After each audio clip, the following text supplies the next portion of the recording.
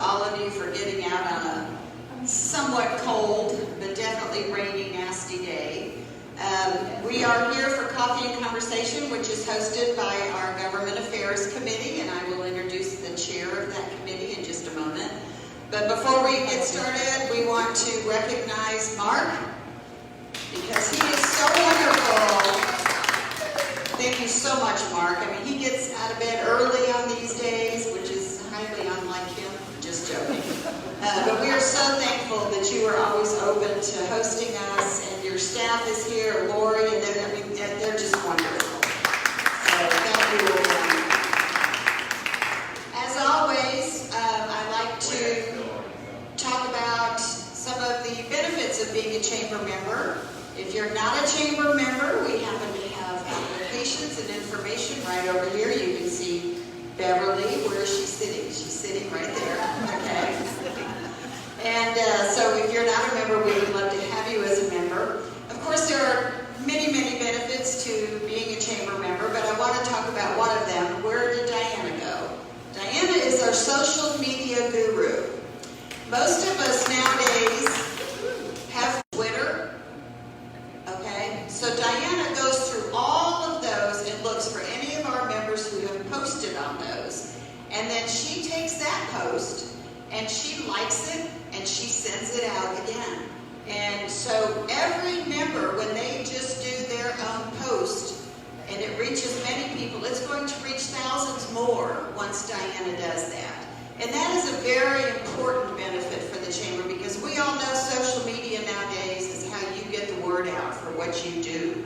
So y'all keep doing those posts, and then she is going to make them even more important and more valuable to you. So I want to introduce Alta Monroe, who, as I said, is the chairwoman of our Government Affairs Committee, and she will introduce our hosts. Thank you very much. Good morning. You can see we're a beach community. There is no sun, and it is raining. We don't do well for that. Okay, this morning, we're going to have Debbie Rodriguez. She serves as the Resource Development Manager and Volunteer Coordinator for the Children's Advocacy Center of Cameron and Willacy counties, also known as Monica and Maggie's house. Her dual role includes managing and coordinating annual fundraising, community events, and managing volunteers and interns. Debbie's a local. She was born in Brownsville and currently serves as a board member of the Leadership Brownsville, as an ambassador for the United Way, and is a board member of Sunrise Rotary Club. She's married successfully for 24 years, and she has a 11-year-old daughter named Audrey, and the worst, best dog ever, Jack. Thank you.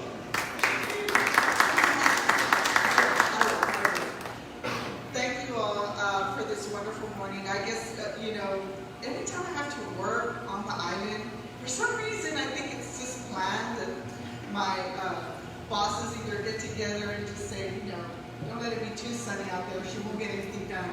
But I'm blessed to be here. Thank you, both Diane and Beverly, for all your support. I always rant and rave about how awesome your social media is. It really is fantastic. Because I have to work with it every single day. It's overwhelming sometimes. But again, anytime we have the opportunity to talk about Monica and Maggie's house, I always take advantage of it. I told Diane, I don't care if you call me last minute. If I'm available, I'm there.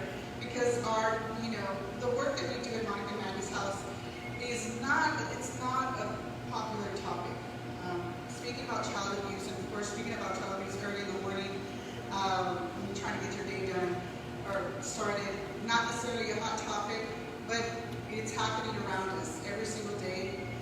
Child abuse awareness is in April, but as far as we're concerned, it's year-round, and what we've witnessed. So our staff, even through the pandemic, our staff has continued to provide services to our most vulnerable children, victims of abuse, and the numbers do not seem to decrease whatsoever. So I passed out. Y'all kind of get the benefit of seeing our new brochure brochure that we have done. This is actually what we printed out. We literally just got it approved, and we haven't even sent it off to the actual printers yet. So this is you get a real kind of like a sneak peek. So for some of you educators, if you see any misspellings, please let me know. So our mission at the Children's Advocacy Center of Cameron and Willacy County is to serve and advocate for child victims of abuse through education, prevention, intervention, and recovery. Just to start on the education portion of it, we have an outreach team, and by that I mean two people, myself and another person who specializes, his background is in sociology, his name is Gabriel Garcia, and he actually goes out to the schools and presents to not just the students, but the staff, from principal, all, counselors, teachers, even security guards, because sometimes the child may feel comfortable with either one of those people and do an outcry. So it's important for us to educate the community and every single day as much as we can to let them know, what to look out for. We've had several agencies that work with children, or let's say the Children's Museum, or anybody that works with children, they end up having children do outcries to them during an event.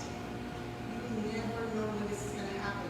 And so it's our job to make sure that we train volunteers. We go out and train your Boys and Girls Club.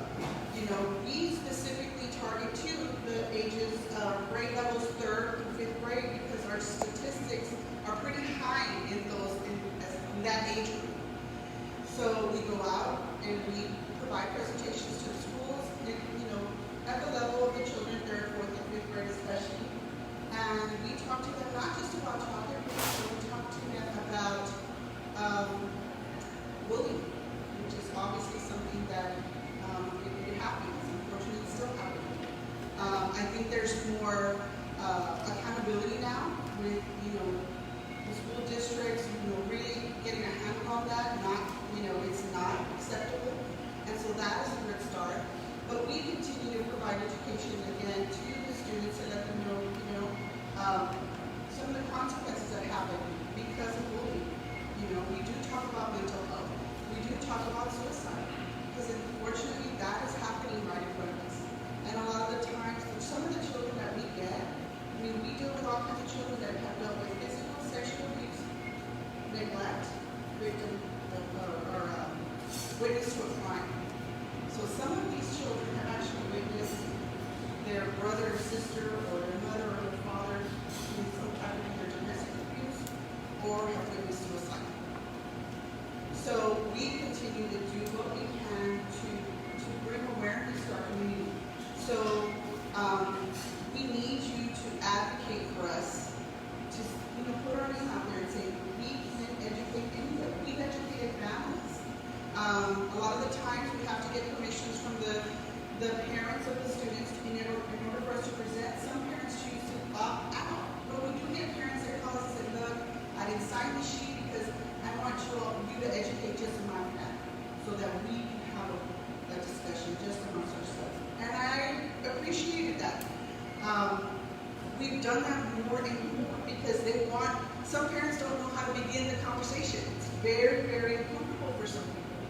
My mom worked for CPS. She had no problem telling me exactly the body parts. Don't say that like that, So I tell her all the time, and I said, I'm very grateful because at the time I thought, this baby's telling me all the private parts and what they're called, and this is so embarrassing.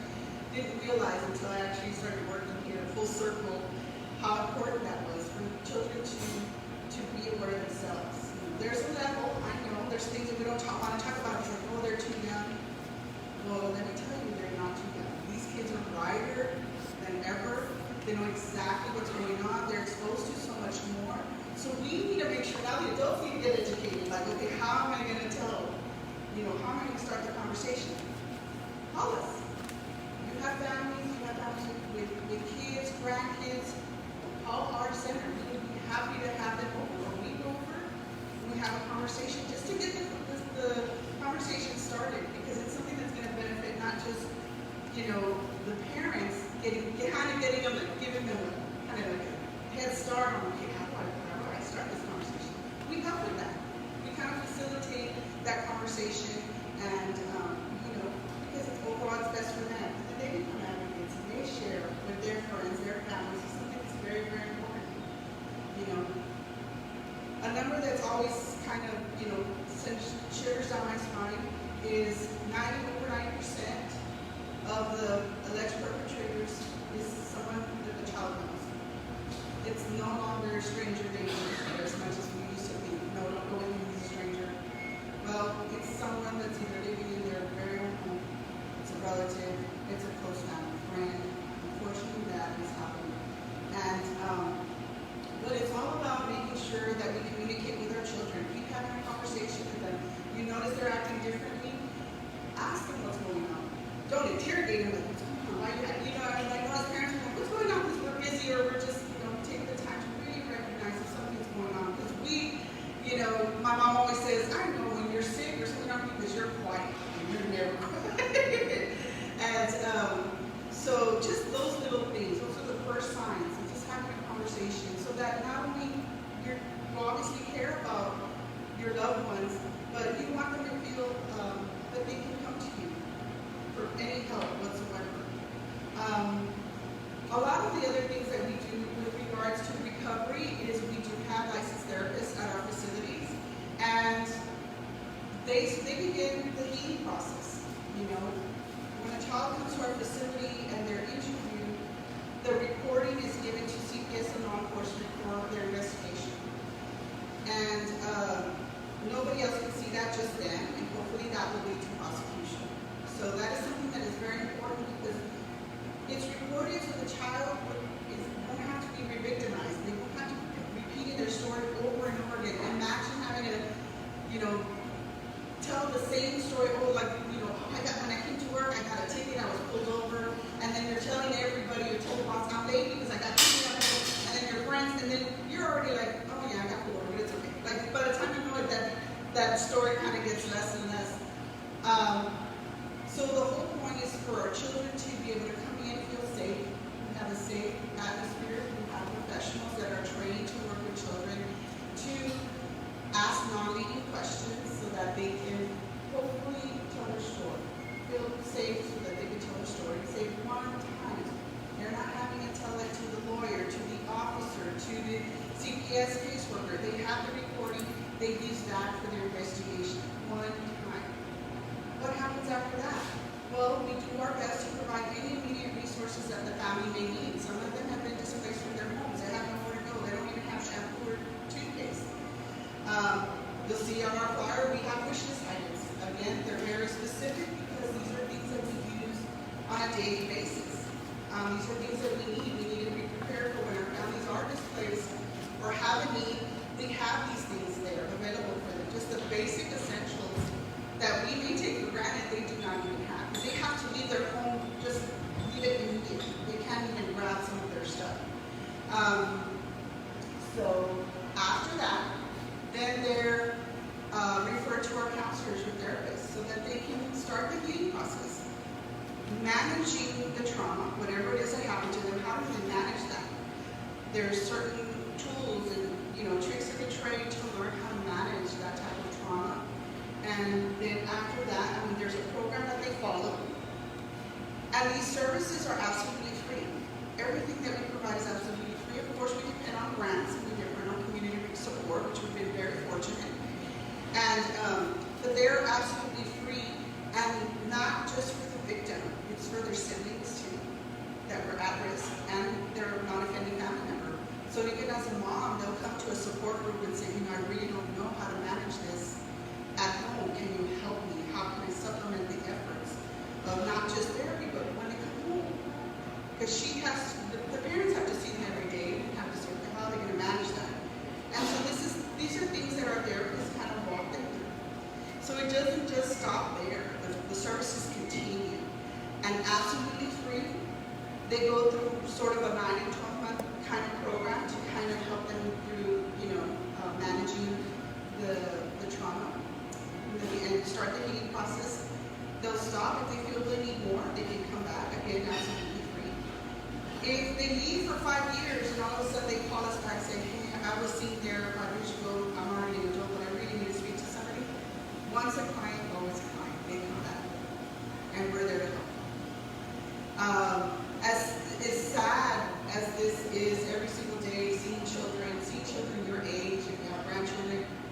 they come to these kids, all age groups come to our office. And all socioeconomic status. It doesn't matter if you're rich, poor, middle class, it doesn't matter if you get them all. And so,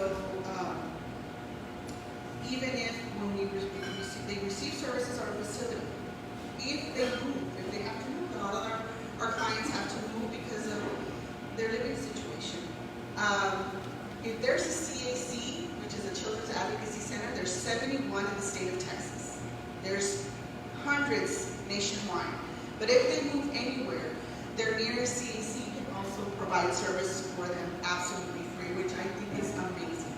It's something that we all work with together. We send referrals with the information that they may need, and the family is set to go see someone that really understands what they're going through. So that is something really remarkable that our agency and CACs do all together. And so when I talk about the mission on the prevention, again, it's the constant community outreach that we do. We're involved with so many things that happen in the community. Anything that pertains to children, we will be there. If you know of an event that there's children involved and maybe we can pass out information, we will be there and we are available. And so, again, this is a great organization. It's on its 23rd year, so in 2 years we'll be celebrating our 25th anniversary, so I'm planning something big. I said, even if we don't have any money, I don't care, we'll have it in the backyard, I don't care, it's going to happen. But we are planning for that already. So, yeah, so we're on the road to our 25th anniversary, still doing what we do. We have amazing staff that provide some incredible services. A lot of times, even them going through some personal issues, just have to leave it at the door, and they can have their game face on, just like I guess a lot of us do when we have to go to work. But I want to definitely send kudos out to the staff because they continue to do what they do. We, as an agency, do all we can to make sure that our staff is taken care of, just mentally. Imagine having to hear that horrible story from 8 children a day for 5 days a week. It is not easy. I just do it. Yes, I will. Thank you so much for reminding me. So again, this is some brief information on our flyer. We try to make it fun. We always welcome any type of volunteers to our agency, even virtual. We have a group of community people that are helping us start on our golf tournament that we have in February. They're already reaching out to potential sponsors. So those are the things that we do. We have virtual volunteers as well. So, and then of course our wish list. One of the things I wanted to talk about is that we have a location in San Benito. We have one in Brownsville, we have one in San Benito, Harlingen, and we recently got one in Ravenville. So we service all of Cameron and Willacy counties. Our San Benito office is where we originally had Maggie's house. So Maggie's house is now moved to a bigger location thanks to Valley Baptist Medical Center. They allowed us some space, but we still have our San Benito location. So the big project is we want to make that into a CAC community resource center. So what that will be is that we'll have a therapist on site. But we'll also have an actual food pantry, an actual clothing pantry, and set it up real nice, like maybe they were going home and picking out some clothes, so that families, if they need something, they can come, or if they're trying to apply for a job, we plan on having some workstations where they can, because they may not have access to internet, but they have somebody that can help them kind of navigate through the internet to look for work, to get, maybe set up with Texas Workforce. That is in the plan. And so we're really, really excited about that. And so I'll send some more information, Diana, to you guys as we get that kind of like a proposal together that we want to share with the community so we can get any type of support that we can to build that. So, and again, this year, this is a little sensitive this year, or this week, Maggie Dittman celebrates her birthday on November 6th, which is one of our new days. And to go back, and I should have said this at the very beginning, both of the girls, when we called back Monica and Maggie's house, both of them were victims of abuse. Monica was abused by her own mother, physically, sexually. Maggie was abused by her. Her abuse was through shaken baby syndrome by her caregiver. So we never let them, they did not die in. The way I see it is that they're two brave souls that kind of, made the ultimate sacrifice, and because of them, thousands of children have walked through our doors. So we are super grateful. We don't take that for granted, and we continue to do what we do. And a lot of it is because of organizations like you, people like you, individuals like you, that actually do the most for our agency, believe it or not. And so we are truly, truly grateful. So I also wanted to that concludes that. I'll ask for questions right now. A big part, so in Christmas, we have a big event. We have several toy drives going around town. Some businesses and organizations have taken on the task of hosting, toy drives. Of course, South Padre Island Chamber of Commerce is so grateful to partner with you all to do our teddy bear drive. So every child that comes to our Christmas event gets a teddy bear or some type of plush toy, something to bring a little bit of comfort. We have a Christmas event for our clients every year, just for them, their siblings, and their parents. They're not offended parents. They come to our facility when we want them to know, like, this is a safe place. This is somewhere where you can enjoy. We don't want them to remember that they came because, something bad happened to them. We want them to know that we're here. We want to be a part of the healing process. So we invite all our families. I think it's over 300 that actually come. We invite more than that. But we actually get a lot of families that say, you know what, I'm good this year. Give my spot to somebody else. I mean, it's nice to hear that. It's nice to hear testimonials too. We've had children that come back and said, I graduated college when they told the therapist, I'm not going back to school. That's not happening. They come back and they give us, here's your graduation invitation, you all come, and so that we get to experience the good too. We've had children that says, I'm never getting married. I'm not having children. They come back and they're like, I'm having a baby shower, and I've been married, and I'm doing this, and I'm doing that. Am I going to college? I graduated. I mean, it is just amazing, the stories that we've heard. We also get those that come back, I want to volunteer. And that is huge. We encourage that, we want that, because again, every day we don't get to hear those good stories every day. But we do have some of those stories that we can say, this is why I'm here, and it kind of gives us that spark. Okay, when you just think like, you know what, I don't know, am I going to continue to do this? It just gives us that spark to keep going. So again, I thank you for your time. I thank you for you're an advocate, whether you want to or not. You know the information. I would appreciate you just kind of spread the word. We're here. We're a phone call. I mean, if you need a call, if you have any questions, please feel free to call our offices. Do you have any questions now? Yes.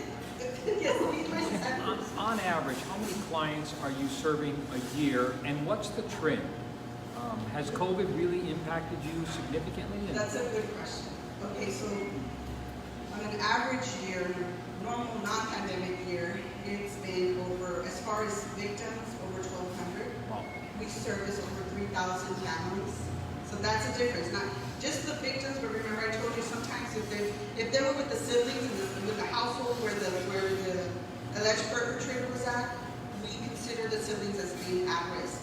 So we treat them, and they're not offending either their caregiver or their legal guardian or their parents who are not offending. So we treat them as well. So we count that into the equation. So it's the 1,200 children alone, the victims, but over 3,000 families altogether. Now, during the pandemic, it's a good question. One of the things that I always like to say is, yes, the numbers did decrease in the pandemic, and we knew that. We were kind of preparing for the worst, but hoping for the best.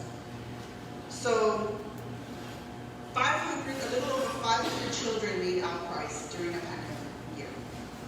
And so, you can see that in different ways. The way we see it as 500 children had the courage to speak up, some way, somehow. So, even virtually, they spoke up. They spoke up while they're in class with their teacher. on a virtual, where all the kids can see the chat, somebody may not. That story doesn't get old. It's very, very, it hit our hearts, it hit our agency really, really hard when a child did that. They felt that they didn't care if anybody else saw what he was going to type. Put it on there. I need help. I'm being abused. Help me. That teacher, I wish we could, shout her name out, but again, because of, privacy, maintain privacy for the child and for the school and the teacher.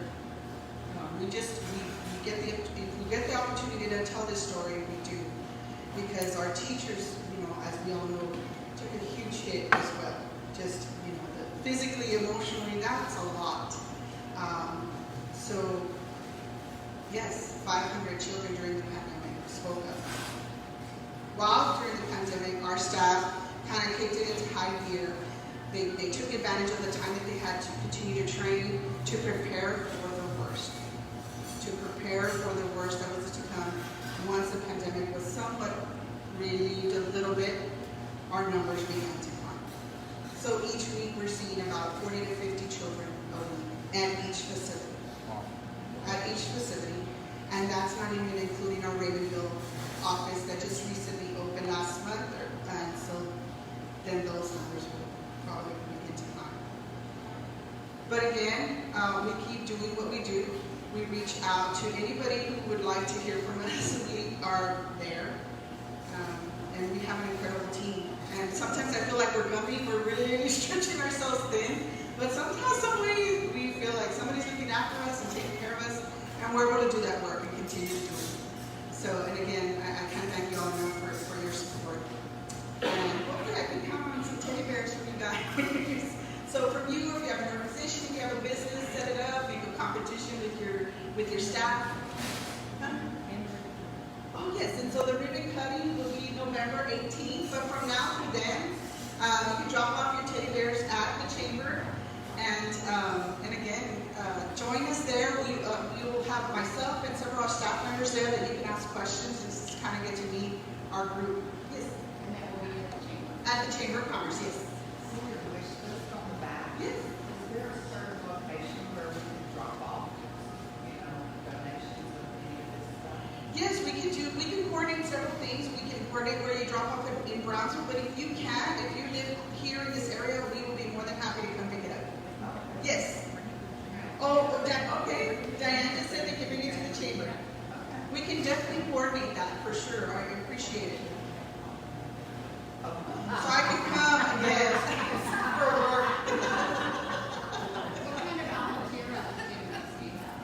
So right now, we have our Christmas event in December, and a lot of the times with some of the volunteers that we have are virtual, so they're calling maybe certain businesses that maybe want to do a toy drive, host a toy drive, or anyone that may be interested in making a donation towards the Christmas event. So we have that. And then right now we're not taking in-person volunteers just yet, but we're hopeful for the new year that we will. And then I'll be calling everybody. I have all my volunteers' numbers and I tell them I'll be calling you.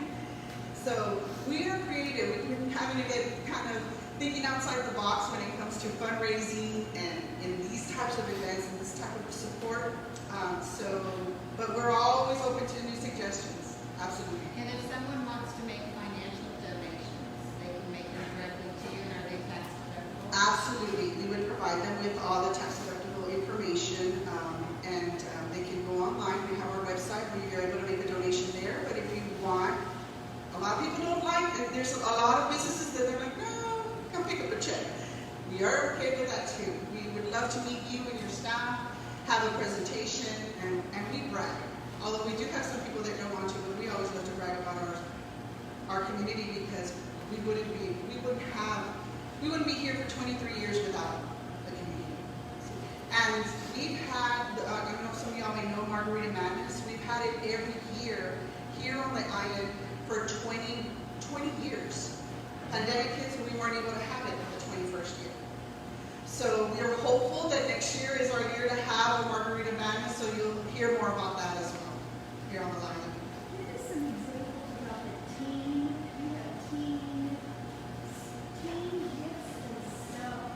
Yes, it's always kind of hard. Yeah, the teens, yeah, we always have issues with, or harder times, should I say, because we always get the smaller kid toys and items.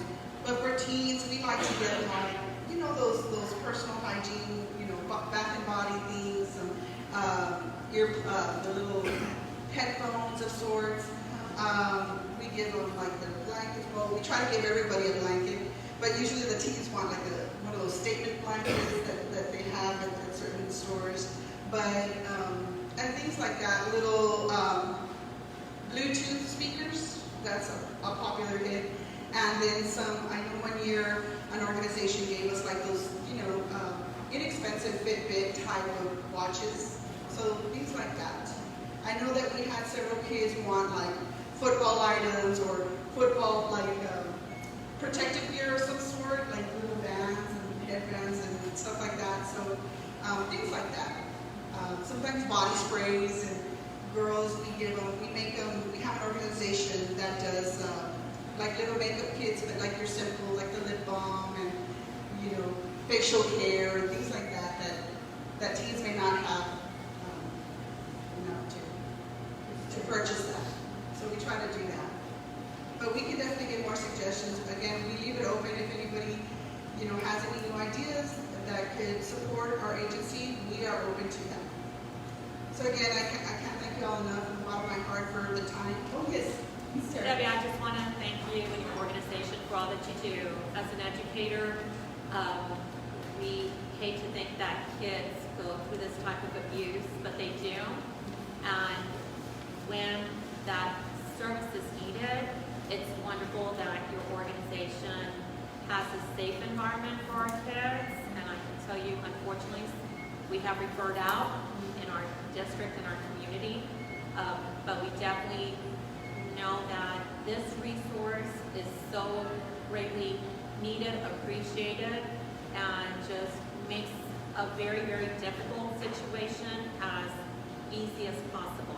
As you mentioned, without having to relive it over and over and over again. So thank you. Thank you. Thank you, Terry. Anybody else? Thank you again.